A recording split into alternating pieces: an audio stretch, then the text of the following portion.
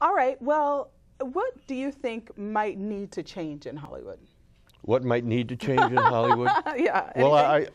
I'd like to see more conservatives in television, because there does seem to be some bias against conservatives, and sometimes liberal thought is a little overpowering. The messages are irrelevant to the material, and it's gratuitous, and it's annoying. And I don't understand why, since 40% of this country is conservative. I don't understand why the producers of these shows don't see that. Well, you made the perfect segue into talking about politics with you, and I did want to do that because you are out there. You talk very freely about your politics, that you're conservative, even doing things with the Tea Party. A lot of people, I would say, talking about the Tea Party, you know, kind of tried to marginalize the Tea Party in the very beginning, I think. Kind of saying, I did interviews with people saying that the Tea Party is a flash in the pan, they're going to be gone, and that kind of thing, but they didn't go away. And in fact, had kind of a big role in the latest national debate on the budget and the debt ceiling and all of that. What do you think about that role that the Tea Party played, and how do you feel about the Tea Party? I love it, and you may or may not. Actually, you may know this, that I was the MC for the first Pasadena Tea Party. Yes, I think 2 years ago. That. I think we covered that. And I was corralled into that by Jonathan Wilson, who you know, I do know who is the producer of Courage, New Hampshire. And by the way, I hope people get a chance to see Courage, New Hampshire, because it is so good. And Jim Riley is such a great writer and a great director and a wonderful actor. And that's on DVD right now. That is on DVD. But as far as the Tea Party is concerned, it's not going anywhere, because the Tea Party reflects the feelings of most of America. I mean, the American people, when they're asked, did not want the debt ceiling raised. They do not want taxes raised. And it's insane to think that these people, the Tea Party, is going anywhere. And most of America, a lot of people are in sympathy with the Tea Party who never went to a rally. And maybe they will at some point. Well, you know, I think on the left side of the political spectrum, you know, there's talk about racism in the Tea Party, and, you know, that they didn't necessarily rise up when President Bush was implementing some rather big government programs, and now suddenly there's a black president and suddenly there's a Tea Party, and I think they try to make that connection. What do you say do you hear that, and what do you say to that? Of course I hear it. And when you go to any Tea Party rally and you see a lot of black faces, you wonder what they're talking about. And blacks in America, and Latinos in America, and Jews in America, and Asians in America are Americans. And we all have American values, and we have American interests. And there are no black interests, and there are no Jewish interests, there are no Italian interests. And it's nonsense. It's just crazy. And people have to get off that. And the only people who see color when they see people are people on the left. They're the only ones. And they say, well, you know, there are very few blacks in the Republican Party. And the reason is because Democrats have told black people for years to hate Republicans. So what a surprise. Interesting. So what do you think will ultimately happen with the Tea Party? Do you think they'll absorb the Republican Party? I think the Republican Party will wake up.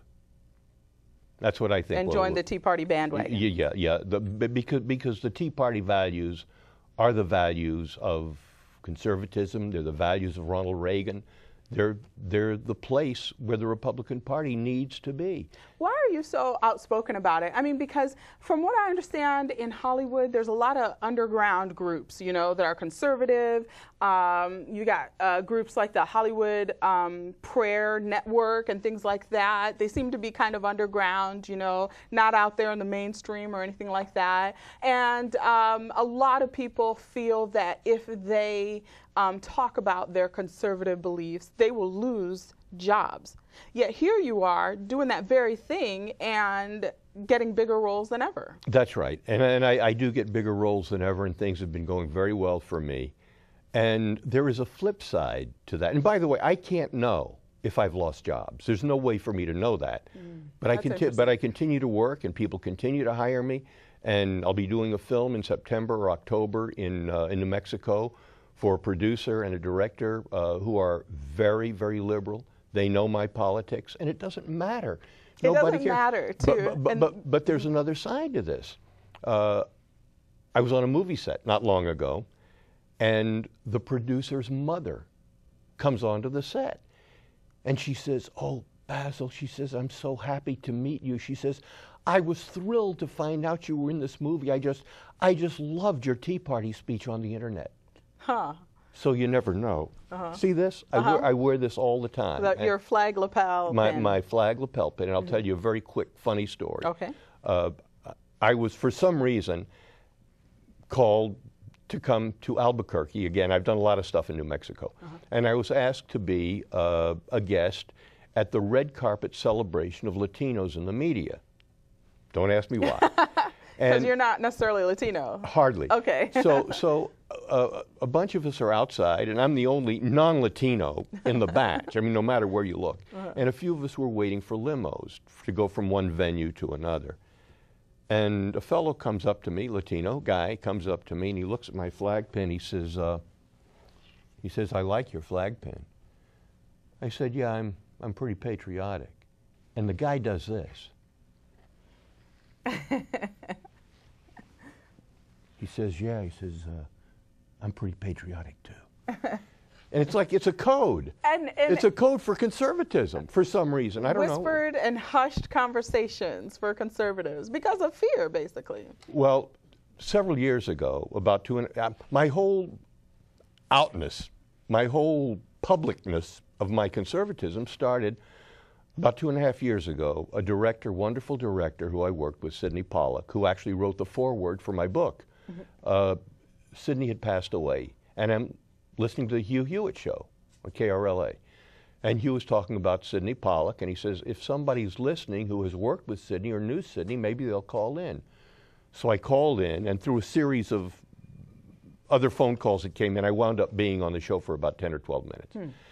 And then a couple of weeks later, I'm at an event, a show business event, and an actor comes up to me, and he says, "You're Basil Hoffman."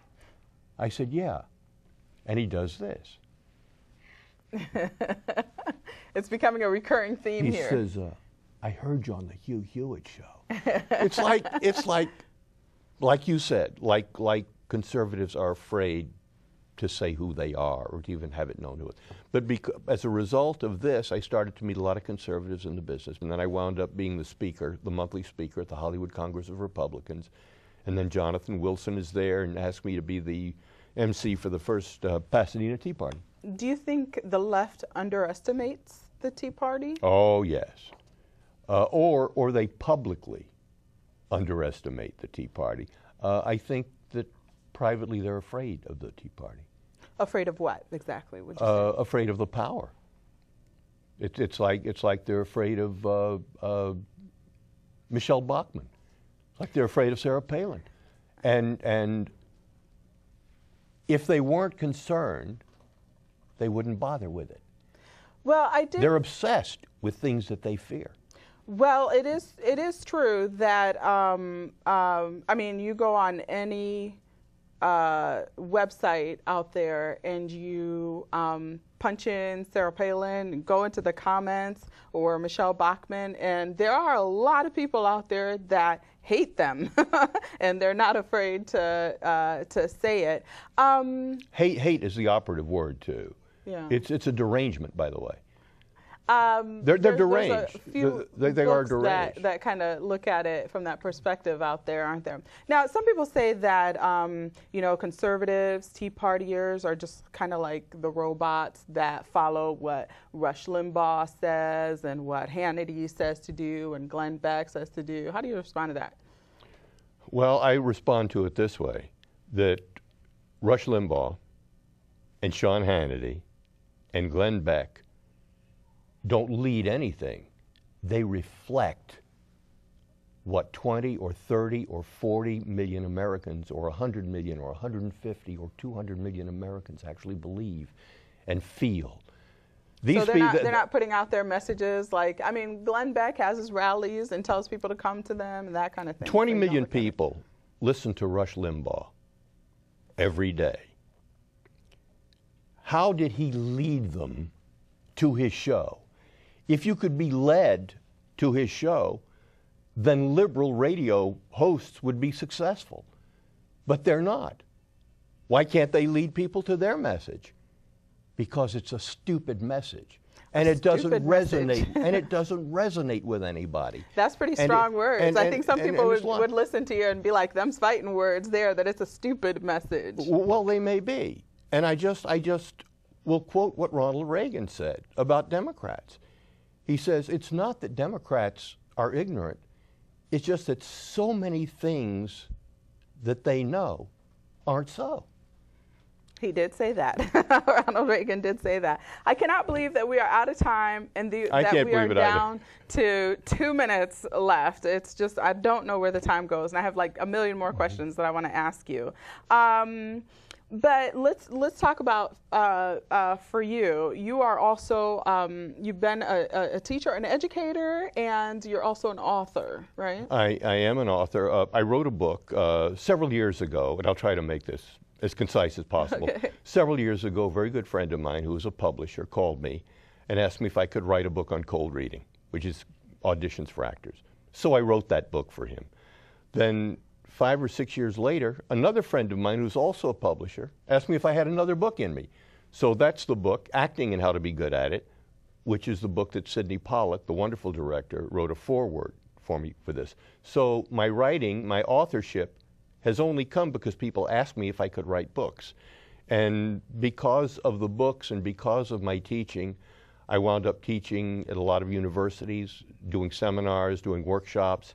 I did a workshop at the Académie Libanaise des Beaux-Arts in Beirut, Lebanon in 2002. Wow. All right. And then in 2008, the U.S. State Department sent me back to Lebanon as a cultural envoy to Lebanon. In 10 seconds or less, where do you see the future of Hollywood and politics and conservative politics? I mean, does it stay underground or does it come out to the mainstream? I think that conservatives will find their voice. And I think that maybe I'm helpful in some ways. Not that I try to make people speak out, because I don't think I want to make people do that. But people look and say, well, it works for Basil. And Basil is unafraid. And Basil is now able to man up. And I do man up now, and if not now, when? So I think that Hollywood will shift to the right. Do you get hate mail and hate letters and things like that yet? I don't. I never have. Okay. And I think a lot of people respect me for speaking out, and those who don't are quiet about it. Okay.